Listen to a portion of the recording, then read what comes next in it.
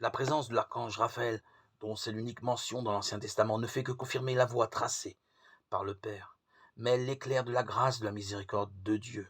Ainsi, depuis le moment où Tobie l'engage à l'accompagner jusqu'à celui où il déclare son identité après la guérison du Père et les noces du Fils avec Sarah, Raphaël n'est que sagesse et clairvoyance, visionnaire discret d'un destin promis à la plénitude de l'amour de Dieu.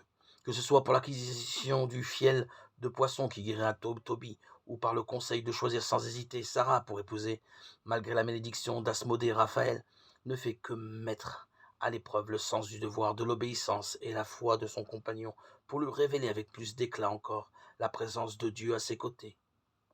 Tant que je me suis trouvé avec vous, je n'y étais point par un effet de ma bienveillance, mais par la volonté de Dieu. Tobie 12, 18. La leçon de l'histoire de Tobie est dans cette présence invisible, infiniment miséricordieuse, de Dieu au milieu de nos tourments. Présence perceptible à notre seule foi, comme elle le fut à celle de Tobie.